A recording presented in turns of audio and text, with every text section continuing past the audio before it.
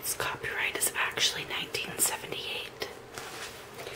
So I'm going to start reading Cinderella. And obviously I'm not going to get through it, but I hope you enjoy it anyway.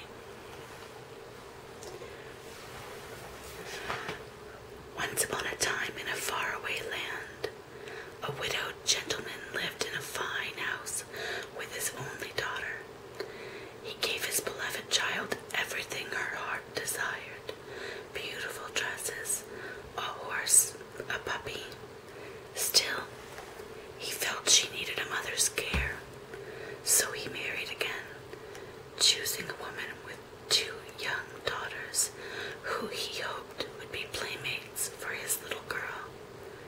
Sad to say, the good man died a short time later, and the stepmother then began to show her true nature.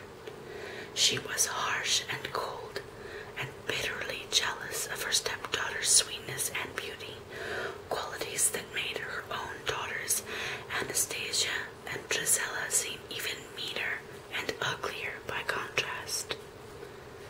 The stepsisters were richly dressed, but the poor girl was forced to wear a coarse plain dress and apron and do all the hardest jobs in the house. She got up before daybreak, carried water, lit the fires, cooked and washed and scrubbed.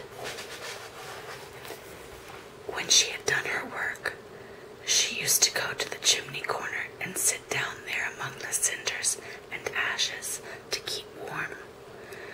Thus, she came to be called Cinderella. Her stepmother and sisters slept in beautiful chambers, but Cinderella's tiny bedroom was up in the garret under the roof of the house, where dozens of mice lived. And yet, through it all, Cinderella remained gentle and kind, dreaming that someday happiness would come to her. She made friends with the birds who woke her each morning. She made friends with the mice who shared her garret. She gave names to all the mice, and sewed them tiny coats and hats. For their part, the mice loved Cinderella, and were grateful to her, because she sometimes rescued them from a trap, or saved them from Lucifer, her stepmother's bad-tempered cat. Each morning Cinderella made breakfast for the household: a bowl of milk for the cat, a bone for the dog, oats for her old horse, corn and grain for the chickens, geese, and ducks in the barnyard. Then she carried breakfast trays upstairs for her stepmother and Anastasia and Drizella. "Take that ironing and have it back in an hour," Drizella demanded. "Don't forget the mending, and don't be all day getting it done," Anastasia scolded. "Pick up the laundry and get on with your duties," her stepmother ordered. "Scrub the large carpet in the main hall, wash the windows, clean the tapestries." "Yes, Drizella. Yes, Anastasia. Yes, stepmother," Cinderella replied, as she set about her tasks cheerfully enough. Now it happened that on the other side of town, in the royal palace, the king and the Grand Duke were talking.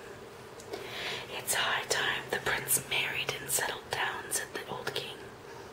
"But your majesty," replied the duke, "first he must meet a girl and fall in love."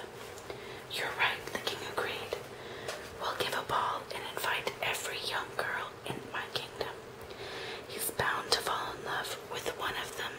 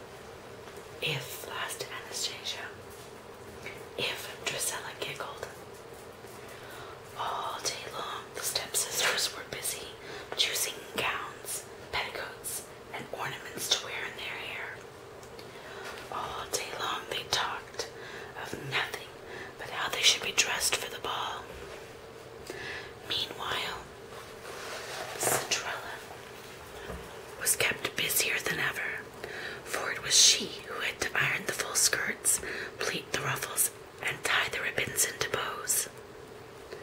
When the carriage came to take the stepmother and her 2 daughters to the ball, Cinderella had not had a minute to get herself ready. "Well," said the stepmother, "then you're not going. Oh, what a shame. But there will be other times and other balls." And she and her ugly daughters swept out to the coach.